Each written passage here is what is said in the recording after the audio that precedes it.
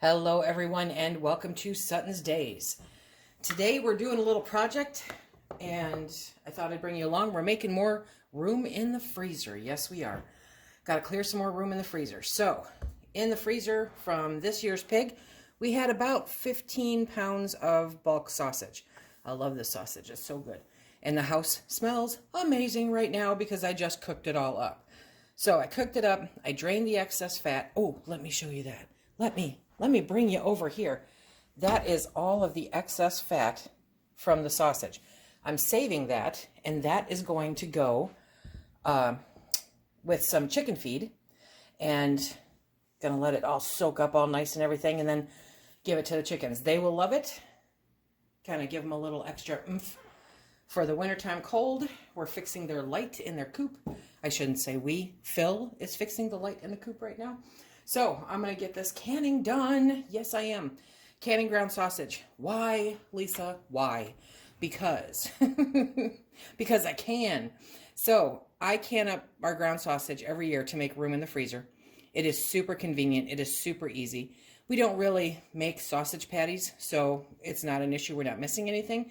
And a lot of times I will combine a jar of sausage and a jar of ground beef for some of our recipes, like our Croctober recipe, where we did goulash, Phil's goulash. I substituted half of the ground beef for ground sausage. Oh, it makes an amazing difference. And Phil noticed it the first time I made it without it. So it really is a great flavor addition to a lot of your pasta dishes, a lot of your beef dishes. Love us some ground sausage. Now the fun part is ground sausage, you're not going to get all the fat out of it when you can it, regardless of how much I just pulled off. You are still going to have fat content in the jars. And so it is practically the perfect amount for making sausage gravy. Yes, yes it is. Sausage gravy makes the world a better place any day, right? So it is still warm and we are going to start filling our jars. Now one of my multitude of wooden spoons is going to come in handy here because we are going to take it, and once we get it into the jar, we're going to take the handle of that jar and we're going to, let me see if I can, we're going to use it to push down the sausage. Okay, and that leaves us being able to add more to it, and it helps with the debubbling. This is not raw packing, so we are going to have to add some liquid to it, but the more that you push it down, the less liquid, the more sausage. It's a beautiful, beautiful thing. Everybody loves sausage, don't they? Okay, so what kind of sausage can you can? Well, the National Center for Home Food Preservation does approve canning ground sausage. Yes, it does. I'll put a link in the description box below for you. So that is what we're going to do. You want an inch head space? Da-da-da. I'll get the other tripod and bring you down closer. But they do approve it, so you can do it. You know, anyway.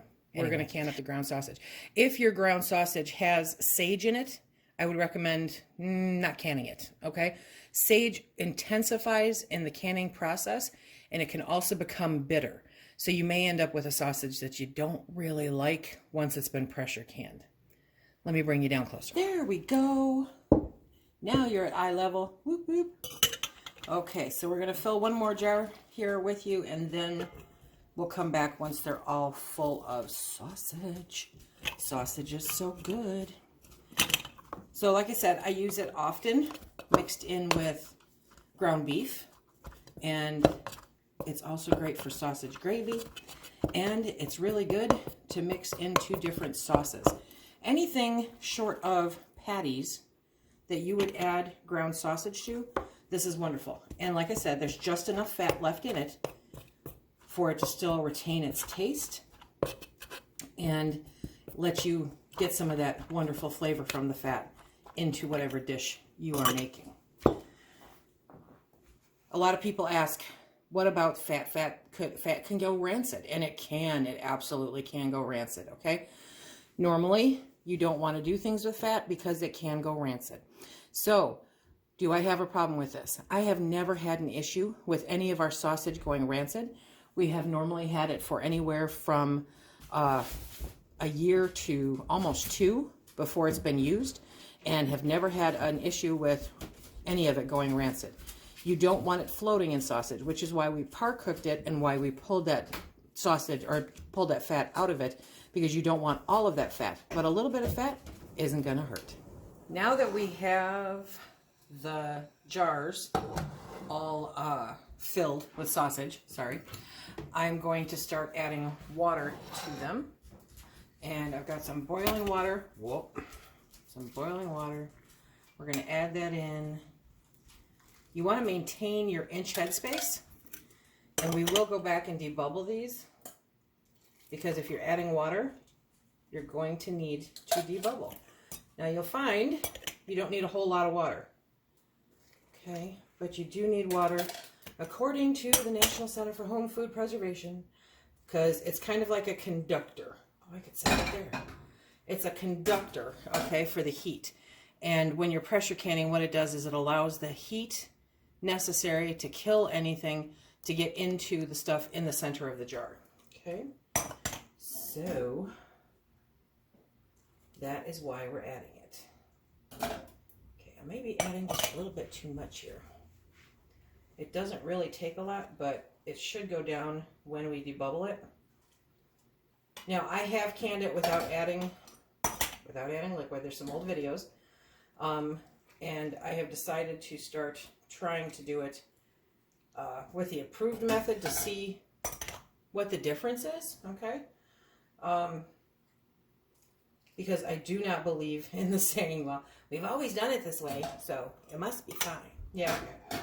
So I'm trying it. And I did learn, I learned with my beans that I really do prefer the beans when they have been soaked. Not for a long time. I don't soak them for 24 hours. I soak them for, 10 to 12. Okay, so now that we've got the liquid in there, we're going to debubble it. And that's just a matter of getting in there, moving it around, and ensuring that there are no air pockets in the jars. You can probably hear the dogs. If you do, I apologize. But that is how we make sure to get all of the air bubbles out, because an air bubble will cause it to siphon. It will cause the seal to fail.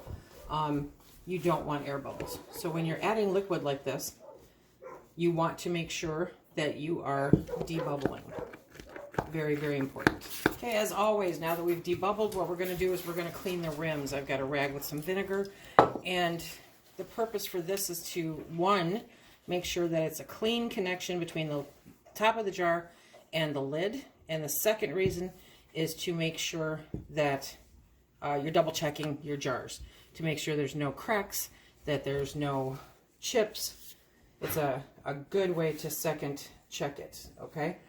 Especially when you're dealing with something like sausage, which tends to be greasy and have fat.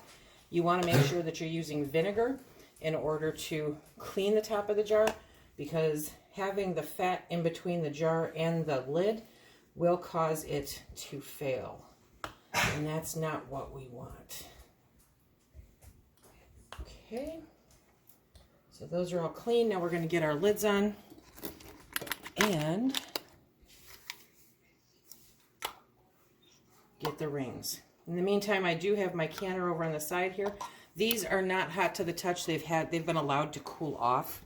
So I don't have cold water in the canner, but I do have warm water in the canner, because you don't want thermal shock. What it does is the jar shatters, breaks, cracks, does whatever it does, and you lose not only the jar, but you lose the food as well.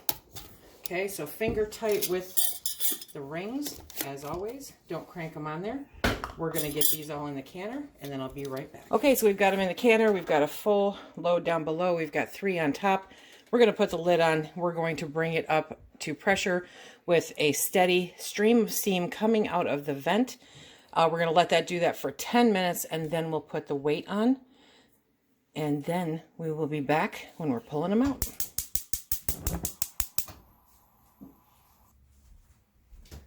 The canner has come down off of pressure on its own, and I've let it sit for an extra probably about 10 minutes. Okay, so we're going to take the top off. Always, always, always open it away from you. You do not want a face full of steam. A face full of steam is no fun. Okay, which drawer is the jar grabber in? So now we're going to pull them out. Okay, one by one, they come out.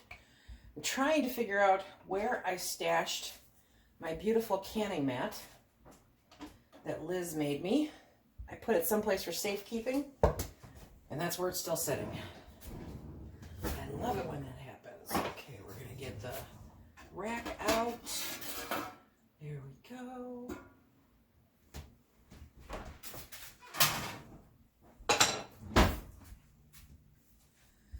Okay, so